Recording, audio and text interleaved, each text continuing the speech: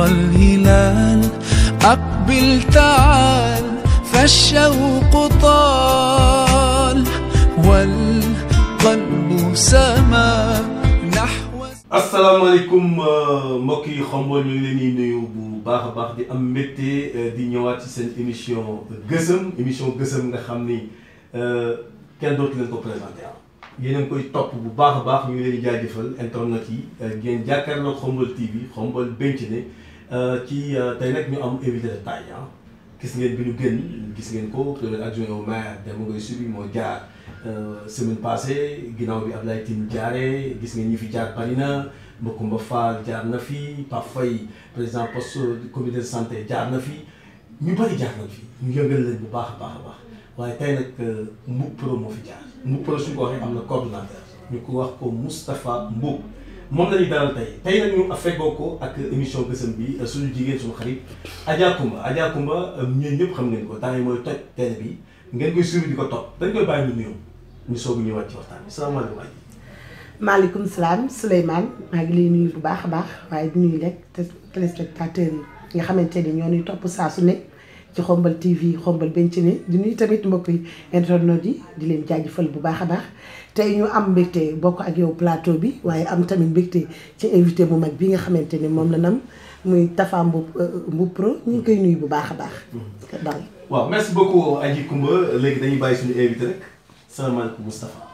maaleykum salaam Souleymane ñu ngi leen di nuyu yéen ñëpp ku ci nekk si turam ak santam di nuyu mbokk internet yi di profité waale si occasion bi rek comme que ñu ngi soog a am opportunité bi di baalu waa Xombol yëpp ak di leen baal ak ci weer wu tedd wi ñu dugg di ñaan yàlla dugg ci jeexal ko ci alhamdulilahi rabil alamin te mbas mi ñu nekk yàlla jëlee ko fi ci bijaay Seydina Mohamed.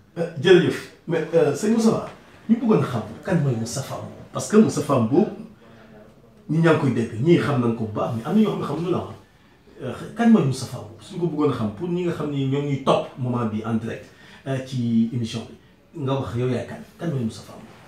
Mais Moustapha Mboup moom yaakaar naa ni buy présenté wu keneen ku dul moom sax war naa mën a def présentation bi Xombol doomu Xombol la boo xamante ni fii la juddoo fii la màgge fii la jànge fii la jóge dem wuti lu mu am ca bitim réew dëkku Xombol yaroo fi ay parents nekk fi mu nekk Xombolois de souche waaw kooku mooy Moustapha Mboup.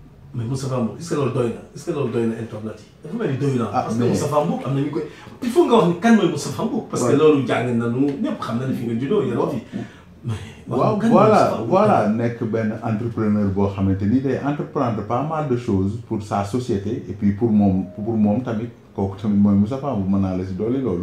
waaw je suis un entrepreneur voilà comme tout bon Sénégalais rek. voilà qui aspire à développer son terroir et voilà son pays quoi kooku mooy Moustapha Mboup. maanaam promoteur nga wax.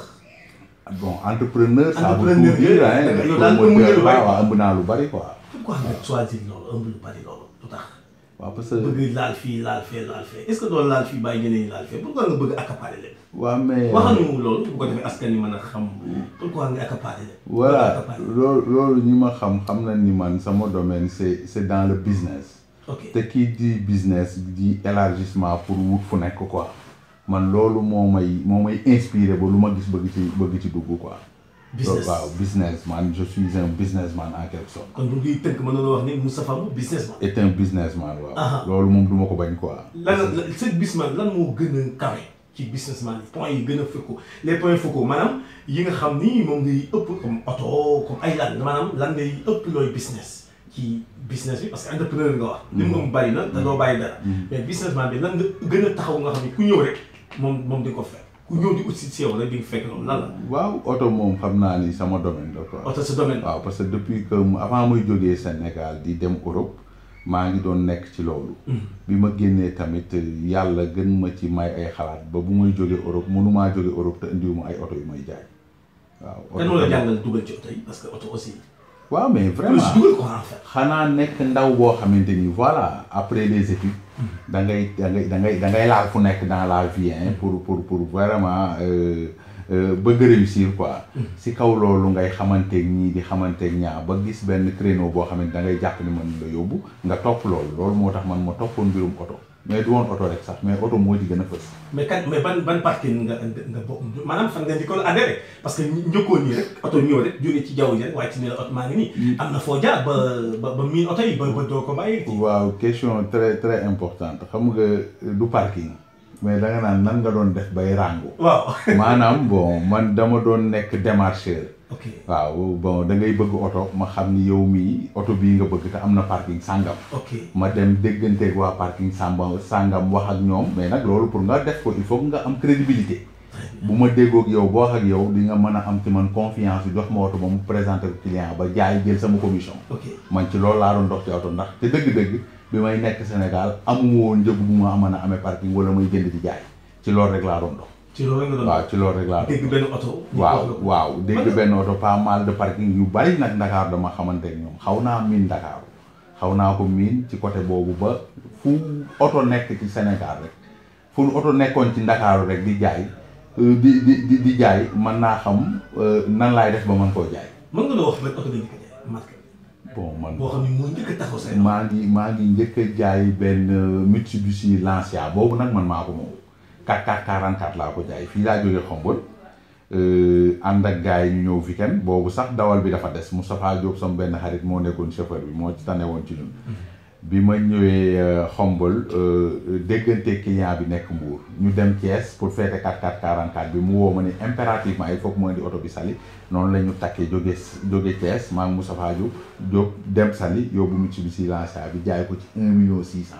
waaw xam nga loolu sa oto boobu la. waaw mais si rango bi lan nga njëkk a téye loo xam ne wóor na ni première oto bi nga njëkk a rango nit bëgg ko nga daw ut ko ci parking ñëw jox ko ban marque la ñaata nga ci am.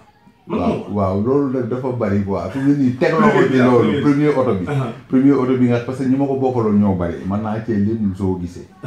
mën naa cee lim Papis Jogoy. Papis sama benn xarit la boo xamante ni moom tamit da doon yëngu ci mbirum oto yi. mën naa cee lim Mora Cissé. man ak ñoo doon àndandoo di defandoo ay affaire quoi. kon daal ab bande la woon. ab bande la woon voilà. yaa nekkoon capitaine. noo nekk moon capitaine man maa nekkoon apprenti bi. kan moo nekk capitaine. Papis Jogoy. merci beaucoup mbokk yi émission gësëm la ñoo ngi ci émission bi ba léegi aji ko ma yaakaar na gis nga li nga ubbil sa waaj sa gan gi. d'après li nga ko jot a laaj. xam naa ni yor ko war a mën a laaj aji. waaw fi may tàmbalee rek mooy fan la Moustapha tàmbalee ndax xam nga business kenn du xëy rek daal di ciy dugg ndax oto ku ko xam ne xaalis dëgg la laaj am na foo jaar ndax Moustapha jàng na ak fan la jàng ak fan nga jaar ba bokk ci business boobu nga xamante nga nekk tey. voilà oto yi Souleymane def ci dara rek dañu ma lan ngay def fi mu ne nii ma ne ko oto yi moo ci gën a fees mais commencé wu ma foofu. man bi ma yàlla dogalee ma jànge Xombol ba yegg ba première Thiès arrêté samay études secondaires damaa dugg ci li ñuy wax njaayam tissu man tissu laa njëkk a commencé jaay ànd ceeg sama benn xarit bu ñuy wax Papa Laay Thiam moo ma ci dugal ñuy dem Tëngéej moo koy gunge ci marché yi boobu fekk vacances la après ci la ma virus bi duggee nekk ci sama xel ba ma lëkkaloo ceeg sama benn cousin bu ñuy wax Fallou Seck Matar Seck moo ma jël yóbbu ma Thiès gën maa tàggat ci loolu ba yóbbu ma Saint-Louis ma féete ci wàllu woowu ci tissu noonu laa nekk ba ni ma beroo ba ni ma xëccee samay rak ñu nekk ci ba ni nu beroo. ok waaw mu nekk kon loo xam ne tey business la boo xam ne yow ñu ni familial la dem nga ba sa famille yëpp ñu ci biir. mais est-ce que tamit mën nañoo xaar business boobu am na ci rote jëm ci la jeunesse de Xombol.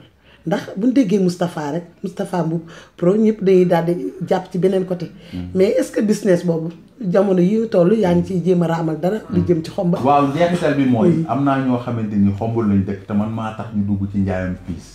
ni comme niñ koy waxee comme ni ñu taxee man ma dugg ci njaayam piis. am na ñoo xamante ni dëkkuñu sax ngaa njool. te fa ma dajeeg ñoom laa xam ne lii mën naa nekk njariñ ci ñoom. jarul may lim seen ay tur. ma tàggat leen ci ba ñu nekk ay jaaykati piis ba am ci soxna. waaw loolu am si ay soxna yëpp te loolu c'est yow yaa ko tegoon quoi. waaw comme niñ ma tege ci yoon noonu laa tege ñooñu ci yoon te xam naa ne loolu rek jeexital la. waaw loolu rek jeexital loolu rek jeexital waaw Moustapha ñu daal di sóobu nag ci li nga xamante ni moo di Moustapha Mboup Pro ndax ku ne xam na ni jamono yéenu génn am na ci lu rëy lu ngeen nekkoon muy événement bu mag boo xamante ni mooy ki nga xamante ni moo di Wally Ballago Seck nekk koo xamante ni yaakaar naa ne kenn deetu ko présenté di ci àdduna wër képp ñu gis ne doon waaj ñëw fii ci Xombal le 8 mars mais Moustapha li ma lay njëkk a laaj mooy lan moo njëkk a nekk sa réaction bi nga déggee nii kilifa yi nga xamante ni ñoo ngànk réew mi annulé nañ bépp daje boo xamante ni ay nit dañ fay daje te yéen ngeen doon waaj bis bu mel noonu lan moo njëkk a nekk sa réaction. waaw xanaa di ci sant yàlla ndax bu ñu toppee ci bi mbir mi commencé déggoon nañu suñu kàddu par rapport à ça ci bi mbir mi di xeeñ maanaam bi ñu ne Sénégal am na benn cas am na benn site internet bu ma defar benn interview bi ma laajee ci mbir moomu dama ni ko dañuy déglu suñu autorités yi dëkk loolu c'était pour montrer à la face du monde que ni ñun dañuy nangu ndogal te dañuy topp ci ginnaaw autorités yi noonu sax laa ko waxee kon bi mu dalee ci suñu kaw ñun bon ay jullit lañu dañoo def lu dul sante ko yàlla xam ni lu Wally ji fort mbas mi dal ci Sénégal moo ko gën a fort gën koo metti kon dañoo delloo lépp ci loxoy yàlla rek waaw mais amul benn tiitaange boo xam ne ca saasi rek ndax nag ku ne xam ne bis bi li ci dugg ci xaalis ak doyuwaayu bis bi amul woon benn tiitaange boo xam ne ci saasi def na leen ko non c'est-à-dire sànq bi ñuy commencé nee naa leen man je suis un businessman un businessman day tàppe ay coups muy jàll des fois mu tàppe ay coups mu bañ a jàll man xañ na teg naa sama loxo foo xamante nii maanaam am naa ci lu ma ci doon xaar financièrement te amuma ko te loolu moo ëpp doole foofu Wally ji maanaam du lu may mën a lim mais teg naa sama loxo ci business jàppoon ni day réussir ndax lii Xombol lañ ko defal mais ci biir day am business parce que vraiment boo demee bay jaay ay ticket rek di dugg ak a génn am na côté business bu ci nekk quoi te am na côté business boo xam mas nañ cee teg suñu loxo am ci mbas te metti te gérer nañ ko kon lii dañ koy mën a gérer bon du jeex jaay ko oto la jënd naa oto indi ko moteur ba gisuma ci lu ma neex jënd naa oto indi ko jaarale ko foo xamante ni fa ma ko jaarale du woon foofu mu jur ay perte te loolu mooy ëpp lii moo tax ma ni la dama koy teg ci cadre boobu rek te perte gu ma pourquoi perte ko perte gu ma parce que bon adduna baa ngi dox dafa am lu jaar ci digg bi loo xamante ni day jeex c'est une pandémie qui est là qui va bientôt tàgguñu ñu nekk ci nettali bi te buñ nekkee ci nettali bi lu waaye jàppoon man nga koo àggale moo tax ma ni perte gu ma mais yaa ngi dégg Wally Seck muy wax ni moom daa perte ay millions yu bari yow bokk nga ci contrat bi muy signé ak Mboup Pro waaw te yaa ko kon dafa mel ni perte boobu muy wax yow yaa ngi ci biir waaw non am na lu mu ci wax est-ce que yaa ngi ko suivre non maa ngi koy suivre c'est-à-dire bu ne perte na ay millions yu bari ñaata date la Wally amoon jot ay avance surcaché war a mën a tëgg ñu mottali ko waaw te bu jotee ay avance surcaché da koy dugal ci fi nga xamante ni fa la ko war a dugal di xaar am lu mu programmé kon bu loolu amul rek loolu lay tuddee pertement waaw mais ñun mënuñu perte parce que ñun suñu avance mi ngi toog di xaar ñun mënuñu perte mais est-ce que ba mbas mi amee mbas bi amee ñu mën a renvoyer affaire parce que avant mbas mi dafa amoon décès bu amoon décès bi moo pousse affaire bi donc ñu doon ko jàpp fa gis nga ñu daal di annulé mbir mi mais Mboup yow est-ce que signé nga ak ménager bi këyit yu leer wane ni yow mii effectivement renvoyé nañ ko mais ak une date intérieure maanaam saa buñ ko jàppaatee rek ñoom est-ce que loolu mu ngi sur place bi léegi dégg nga loolu solo non man ak sama diggante ñoom waaw loolu du problème ba tey jii ma lay wax ni waaw showbiz la waaw showbiz la c'est très compliqué mais dama jàpp ni li ma seq ak ñooñu ci loo xam man ma xam ko yow mi may interroger moo ëpp doole ay toog naan dañuy signer kii parce que bi ñu demee ba jàpp beneen date on n'avait pas besoin de signer te jàppoon nañu benn date fan mbas mi yegg si ok waaw kon on n'a pas besoin de faire non mais après signer parce que wane nga contrat bu wane ni waaw mais man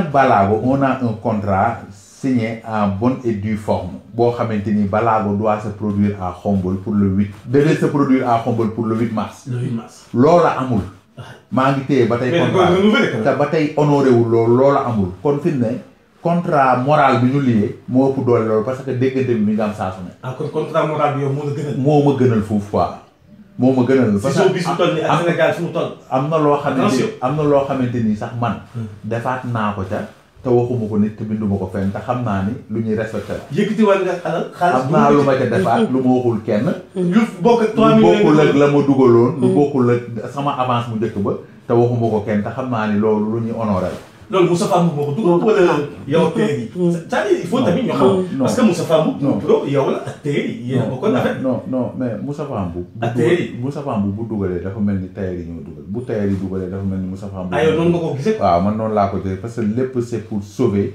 li nga xamante ni dig nañ ko waa Xombol te bu bakkan rotul. incha allah suñu bakkan yi incha allah fekk ñu ngi dund loolu. dinañ ko taxawal ci kàttanu yàlla. c'est sûr incha allah xudan. Mboup loolu waa Xombol sax xam naa ni ñu ngi lay seetaan gars yi lay seetaan sax xam naa ni ñu ngi naan même Mboup day rey quoi. gars yi gëmuñu ni ñoom loolu mën na nekk mais est-ce que fan la technique loolu dina am fan. mais bu ñu lii fi nekk. mbas bi bu dañee. waaw lan moo ñuy tere ñun ñu honorer li nga xamante ni wax nañ ko waa Xombol. amul lu koy tere ñun joxe nañu avance sur cachet. ma nga fa dolliwaat nañ ko ma nga fa ñi ngeeg suñuy contrat en bonne et due forme fay nañu SODAV fay nañu li ñu war a fay lépp lan mooy tere suñu bis du am. amul lu koy mën a tere. non xanaa balaago nee na nga tëggaat mbir mi wala. mën na nekk de. non balaago moom wala yow confiance bi am nga ko daal. non balaago moom jàpp naa ni bu ci dawal yërmande. du ci dawal lu metti quoi. parce que xam na ne li ñu enduré te ñun ay gor lañu. li ñu enduré mooy xam nga ni kii day événement di communication. te la communication est très chère au Sénégal. li ñu def ci communication lépp jarul ñu koy wax fii nit ñi xam nañ ko. on était en collaboration ak ñi ñoo xamante ni kuy wax communication ci Sénégal ñoom ngay jiital. Boubacar Diallo. ku nekk ak moom en collaboration il faut que nga taper fort. mais yooyu yëpp jàll na. kon balaago vraiment jàpp naa ni bu ko wàññiwul du ko yokk. ok mais Mboup mais comme production bi mën nañoo jàpp ni Mboup pro la ak lecteur bi léegi quoi. loolu du dañ du dañ. non loolu du dañ loolu moom. il faut nga wax parce que tamit ñu bëri da nga gëj a wax ci dossier boobu. Xombal nit ñi ni teg kenn xamul moo tax sax. vraiment dañuy jaajëfal aji ko foofu. parce que il faut daal ñu nga wax ci loolu dossier boobu. non loolu du dañ c'est plus que Mboup sax ak ay Mboup production ak tayeeru Xombal. fi ne mën nañoo jàpp Mboup production ak waa Xombal. loolu moo gën a rëy. mais li nga wax c'est sensationnel xel nopp mënu ko dégg non mais pourquoi Mboup pourquoi nga bëgg a tëb lay téye ne waa Xombal. non mais c'est-à-dire yow téye yéen a toog signé benn affaire. non àndandoo jëkkatoo seen dërëm ak seen taxaw. pourquoi nga bëgg naa waa Xombal. loolu yëpp ci téye non dama ni tayeeri Xombal ku tudd Xombal boole nga ca tayeeri. Souleymane. si je dis que ni ça sera plus élargi sax mën nañu jàpp que ni Mboup production lay doon ak waa Xombal mooy. on n'épargne pas suba Wally Seck di fi génn ñu gis ñeneen ñoo xamante ni du ñu tayee ni ah bon teg seen loxo parce que temps bi moo xatoon. est-ce que toogoo ko ba pare. parce que ñu bari ñu ngi wax ni Mboup dafa mel ni amaat na yeneen collaboration yoo xam ni. ay yeneen collaborateurs yoo nga xam ni yu bokk ak téer yi pour xool naka la ñuy def pour mën a yaatal li nga xam ne mooy Wally Seck bi loolu nag yaa ko mën a justifier fii parce que loolu nag ay mbir la yu ñuy for rek dina ko sox yow nag yaa justifier que non ndokk ba nga xamante ni ba fii may wax ak yow. amul nit ku ma wut si. ma nit wutiwuma nit. pour àndandoog moom ci Wally ji. ku dul tey lu mooy ñama àndaloon muy tey. loolu c'est clair loolu moom c'est clair. waaw ci ànd boobu rek la ñuy dul baaraam ndax xam nga ku ne xam na ni téeri association lan te jamono yu ñu toll seen côté xaw naa métti. est-ce que mën nañoo jàpp ni ànd bi ndax dina wëy ndax nag ci problème mu xam nga xaalis ak yooyu. waaw non problème mu xaalis. xam nga vraiment bu fekkee ni liñ doon woote ci début bi dëgg la. li ñan doon woote téer yi wala. non man sama wàll ñi ma seqal laa xam Mboup production. te man xam naa ne ñun li ñu woote ci suñu diggante ak ñoom. dëgg la. kon mottalante lay doon. te mottalante bu ko doonee rek. ku man yaay def. te jàpp naa ni ba fi ñu toll nii. tëlewuñoo bañ a def ñun. ñoom nag téer yi nag. waaw ñun tëlewuñoo bañ a def xam nga man li ma animé rek li ñu animé man li nekk ci Mboup production laa mën a wax. déedéet xam nga nag Moustapha boobu ba léegi da nga doon def téer yi def kon ñoom suñu télé yow war nga ci mën a xam dara. waaw mais c'est-à-dire xam nga puisque dama ne Xombal. xam nga bu nee Xombal la ñuy liggéeyal. ku tële sax war naa mën a nëbbu. bu fekkee Xombal la ñuy liggéeyal man noonu laa jàppee quoi ku tële man mënoon naa tële. ñoom ñu def. kon ñoom bu ñu tëlee na waa Xombal jàpp ni ñoom dañuy def. te tële sax jàppuma ni dina fi am. ndax comme que am na ku volontaire pour di def toujours. télé mënul am. wax am na ku volontaire pour di def toujours. télé mënul am en l'occurrence de Mboup production. mais pourquoi ce discours là. ah mais pourquoi ce discours parce que loolu moo fi nekk ah. bu ñuy jouer le franc jeu mooy man su may bokk ak nit di guerre du ma baisse mu ko arme yi te guerre bi jeexul ah. te jàpp naa ni yàlla ma ñàkkumaa jox xel. wala ay possibilité di lijjanti lu taxawal loolu. kon loolu mënul bañ a am. jërëjëf mbokk yi yéen a ngi jàkkaarloog seen télévision Khombole TV Khombole Béntene sur le net ci émission Gësëm tey ñu am invité Moustapha Mboup ñu continuer débat bi ba léegi Moustapha Mboup li ngay yenn lépp di ko def. nekk promoteur taxawal commencé dafa am foo jëm kanam dëkk bi dafa am loo soxla parce que mën nañoo xaar suba Moustapha Mboup samp ndëndëm ci dëkk bi nii dama ko soxla parce que li ngay teg comme ay jéego. ñëpp ñu waxtaan ni waa ji fan la jëm wax il faut nga xool waxoon ba fan nga jëm. non mais xam nga temps mooy déterminer dundu doomu aadama. temps waaw c'est le temps qui détermine voilà la vie d'un individu en quelque sorte. waaw te temps bi lu ne mën na ci xew. moi je n'aime pas me dédire. ok bëgguma di wax ñu naan waxoon na ko fi de te li mu waxoon defu ko loolu moom xar suuf si dugub tey. moo ma ko gënal. man nag Khombole laa def. waaw te xam naa ni. ñàkkuma xelum représenté Khombole ci yenn fànn yi kon je n'épargne rien dans ma vie en toute franchise. ah bon je n'épargne rien dans ma vie. d'accord dara. non dàquma dara dans ma vie. maanaam surprise man naam suba. temps bi mooy déterminer doomu aadama. surprise man naam suba.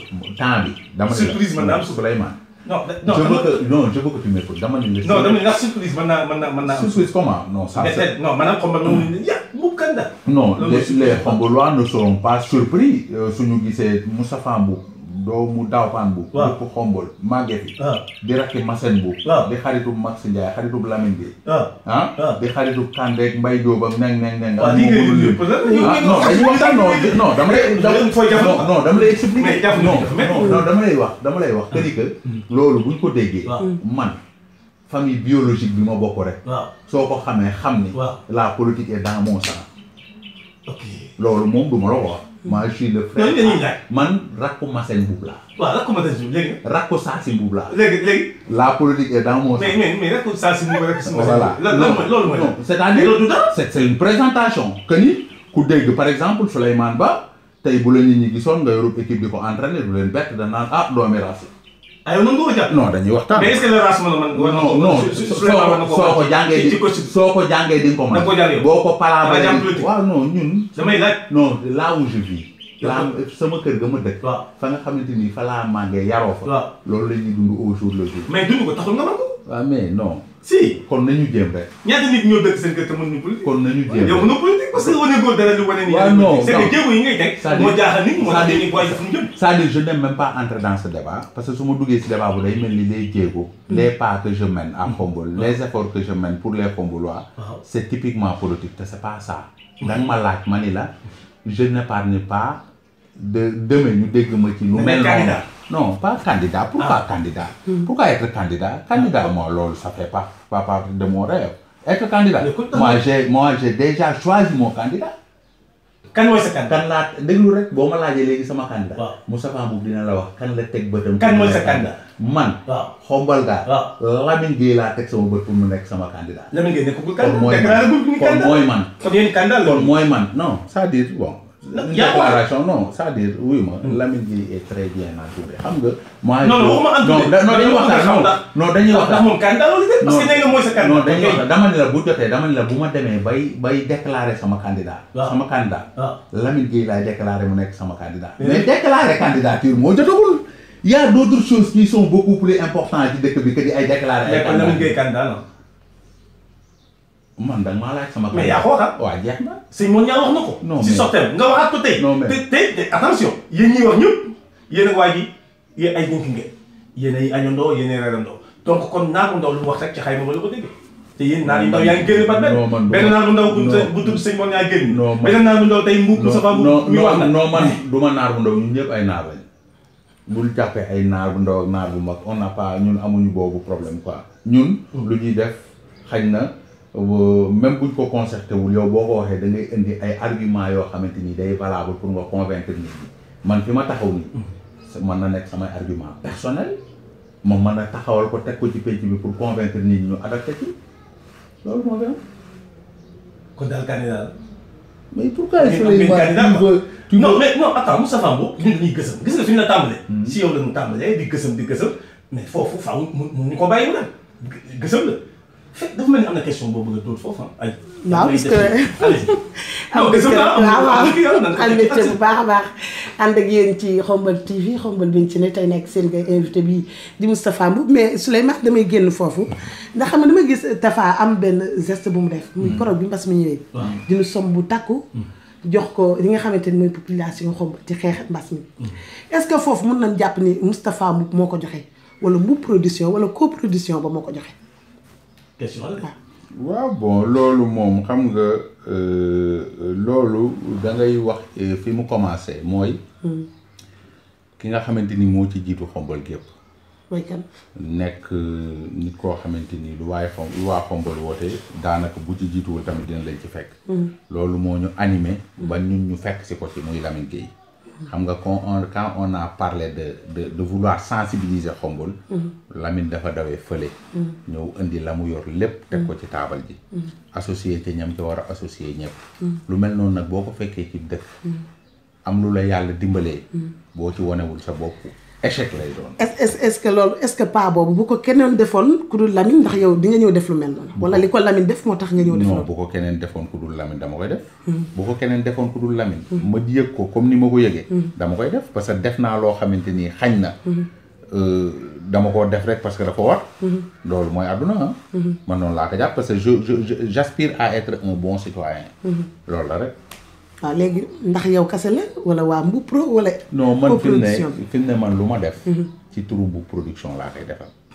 man lu ma def rek je le fais ci turu Mboup production. lu ma def tontu question bi. parce que lii lu ma def mooy kon yow yaa ko def. loolu la bëgg a wax. non mais lu ma def ci turu Mboup production laa koy def loolu kay c'est une réponse qui est très claire. man lu ma jour boobu li ma doon def. parce que Moustapha mooy Mboup Pro. non mel ni loolu nga bëgg a wax. non mais Moustapha Souleymane ba mooy Mboup Pro. non mais xam nga ñu da lay aji Kumba moom mooy Mboup Pro. Papa Laye Thiam mooy Mboup Pro. mbir ku ci nekk mu jaral la. yaay doon mbir mooma. mbir ku ci nekk mu jaral la yaay doon mbir mooma kon ñun ñëpp ku ci nekk mën ngaa tuddee sa bopp Mboup Pro. mais Souleymane jamono bi muy def loolu dafa ndax jamono bi yaa ngi ànd ak téer yi kon boo defee geste bu mel noonu nii Mboup Pro kese moo ko def kon da nga écarté téer yi ci geste boobu wala. mais les terres noonu ñoom kii ñu bañu ñoo def dara ci mbir moom parce que dégg ngeen ci dëkk bi tailleurs yi les tailleurs au moins ils ont donné des masques. kon ñoom de leur côté tamit joxe nañ seen contribution kon dañoo daje rek. effectivement ki dafa dóore fii kii dóore fii rek. te lépp ko xombal. ok Moustapha Mboup ñu ñëw nag ci mbas mi. mbas mi mu ngi woon sax ubbee émission bi mbas mi ba nga ko déggee yow en tant que citoyen taxaw nekk koo xam ni mi ngi jël loxoom di ko yaatal ci mbir mi ba nga ko déggee feebar bi yow lan sa première réaction la. comme réaction wu tout bon sénégalais tout bon croyant. tout bon musulman. xam nga lu mel ni mbas bu amee ci dëkk sa première réaction mooy nekk inquiétude. jël sa bopp gën ko delloo ci yàlla. man de loolu foofu la ma fekk parce que bi ma ko déggee am naa jaaxle mais damaa jaraat lépp delloo ko ci yàlla di def ay tawasul nag di ñaan yàlla jële ko fi. waaw man loolu moo nekk sama première réaction. yow lan nga participer ci mbas bi parce que ñëpp gis nga ni ñoo ngi jàppalante di jël seen loxo di dugal yow sa lan nga Mboup Pro lan ban njeexital la def ci mbir mi maanaam ban action la def ci mbas mi boo xam ne ni comme ñëpp ñu ngi ko ñëpp di defee ñii di joxe ay ceeb ñu joxe ay diwlin ñuy def yow lan nga yow Mboup Pro lan nga def. Souleymane je n'aime pas entrer dans ça quoi sérieusement. Aji Kumba wax na la waaw Aji Kumba wax na la li Mboup production def. journée de sensibilisation bi Mboup production am na lu mu si joxe dem na yónnee ay masques ay gants. joxe ko loolu Mboup production Mboup Pro def joxe na ñaata gants. 1000 gants. joxe nga 1000 gants. hôpital nga ko yóbbu. bon fi mu jaar rek ba yegg man je sais pas ba ma ko tegee ci oto man laa ko fàtte. mais xanaa wax nga ni yóbbu leen ko fi. jaar na ci Papa Laye Thiam. moom mi bokk ci Mboup production jàllale na ko fi mu ko war a jàllale. fi mu koy jàllale waaw dem na hôpital waaw yow joxe na foofu yëpp ay gants. waaw après joxe nga aussi benn enveloppe de 100 000 francs il paraît. waaw mais loolu lépp pour xombal la rek quoi. participer nga ko. waaw parce que lu fi waay joxe rek. am na ku la ko ëppalee te da caa toog.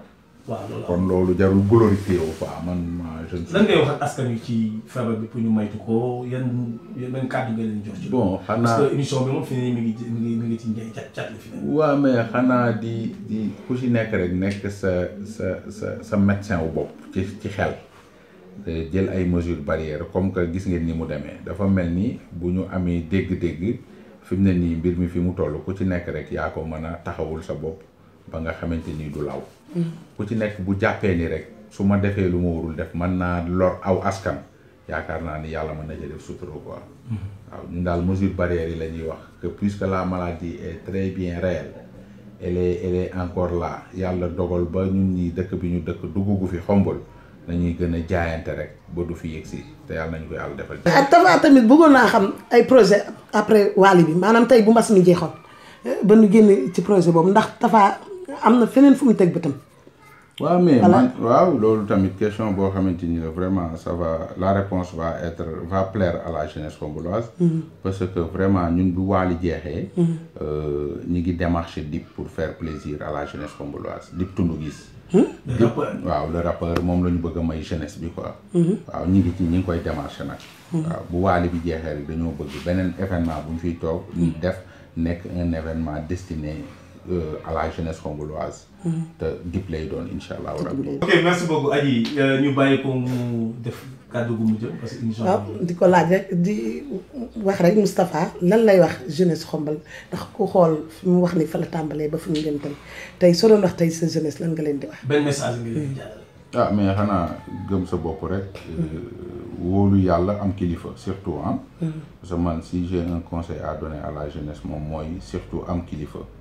waaw am kilifa topp ay ndigal di bàyyi ay tere te loolu globalement buñ koy wax rek dañ koy jële ci biir kër gi xam nga kër gi moom ku fa nekk di jàng liñ lay digal mooy nga jàng liñ lay tere mooy nga bañ a jàng kon jeunesse bi man li ma leen di digal mooy ñu jàng te xam ni loolu mooy la clé de tout njàng mi moom surtout ma je mets l'accent à ce que vraiment jeunesse su Xombol comme jeunesse yi fi doon jaar rek buñ ci bëggee génn nañu kii jàng daal. waaw am mbégte rek bu baax àndoon ak ki nga xamante ni mooy Jules Souleymane Ba ci Gësëm rek am tey di invité boo xamante ni mucc ayib te nee naa la bokk na ci invité yi ma gën a gënal nag ndax moom moo ni njëkkati jël dalal nu fii Moustapha ba tax na rek ñu koy remercier waat bu baax di ko ñaanal suñu borom bàyyi ko mu yeggale waaye dellu remercier tamit Souleymane sama téyër bi xam nga man consommé local lay def waaw biir ginnaaw raay laay rek fa laay yem Xadim Ndaw def ak man ni saa su ne ba tax ne maa ngi koy remercier bu baax a baax